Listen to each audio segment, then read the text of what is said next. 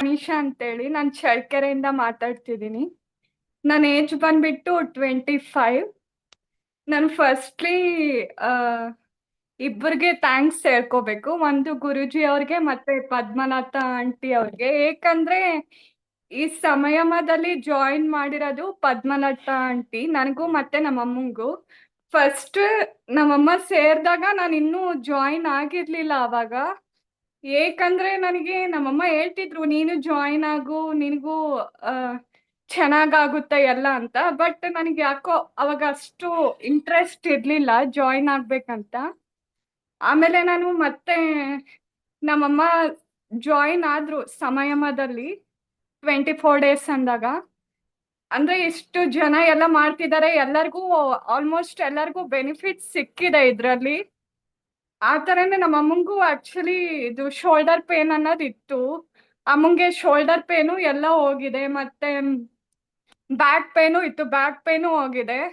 ನಮ್ಮಮ್ಮನೇ ಹೇಳಿದ್ರು ನಿನ್ಗೂ ಪಿಂಪಲ್ಸ್ ಇದೆ ಅಲ್ಲ, ಮತ್ತೆ ಡಾರ್ಕ್ ಸ್ಪಾಟ್ಸ್ ಇದೆ, ನಿನ್ಗೂ ಚೆನ್ನಾಗಾಗುತ್ತೆ, ನೀನು ಜಾಯಿನ್ ಆಗು, ನೋಡು, ಹೋಗೋದೇನಿದೆ, ದುಡ್ಡು ಏನು ಕಟ್ಟಂಗಿಲ್ಲ, ಫ್ರೀನೇ ಹೇಳ್ಕೊಡ್ತಿದ್ದಾರೆ, ಎಲ್ಲ ಚೆನ್ನಾಗಿರುತ್ತೆ, ನೀನು ಮಾಡು ಅಂದ್ರು. ನಾನು ಅದಕ್ಕೆ ನನಗೂ ಏನೋ ನೋಡೋಣ ಅಂತೇಳಿ ಜಾಯಿನ್ ಆಗ್ಬೇಕು ಅನಿಸ್ತು. ನಾನು ಜಾಯಿನ್ ಆದೆ.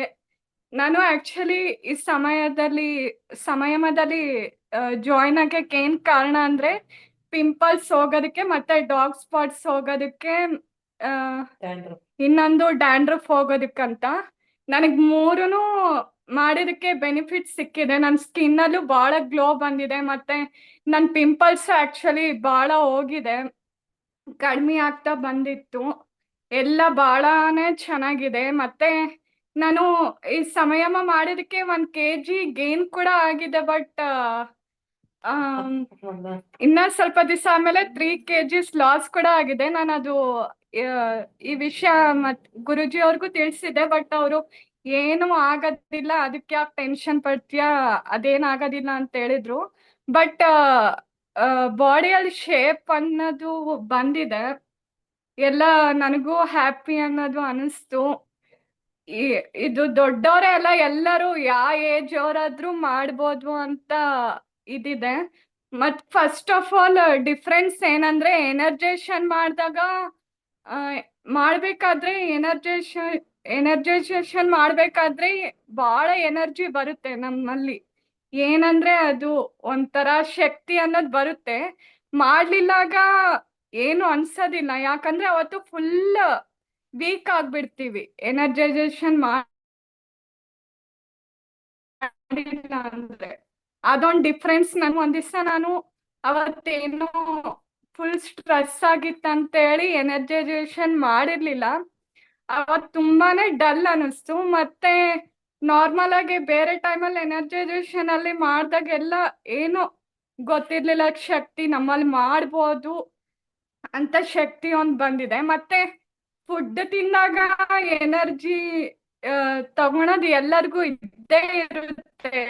ಬಟ್ ಜ್ಯೂಸ್ ಅಲ್ಲಿ ಮಾಡಿದಾಗ, ಜ್ಯೂಸ್ ಕುಡಿಬೇಕಾದ್ರೆ ಮಾಡಿದಾಗ ಎನರ್ಜಿ ಬರೋದಂದ್ರೆ ಬಹಳನೇ ಕಷ್ಟ. ಬಟ್ ಜ್ಯೂಸ್ ಅಲ್ಲಿ ಇರ್ಬೋದು ಅಂತ ಅದೊಂದು ಗೊತ್ತಾಗಿದೆ. ಎಲ್ಲ ಆಲ್ಮೋಸ್ಟ್ ಎಲ್ಲಾನೇ ಬೆನಿಫಿಟ್ ಸಿಕ್ಕಿದೆ, ನನಗಂತೂ ಬಹಳನೇ ಚೆನ್ನಾಗಿದೆ. ನನ್ನ ಫ್ರೆಂಡ್ಸು ಎಲ್ಲರೂ ಹೇಳಿದ್ರು ಬರೀ ಏನು ಏನ್ ಕತೆ ಅಂತ ಅಂದ್ರು.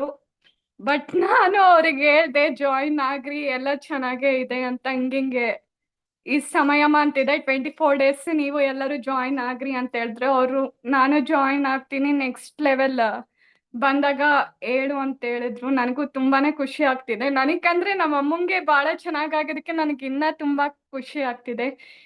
Thank you for giving this opportunity ಗುರುಗರ್. Thank you Padmalatha aunty, thank you. Thank you.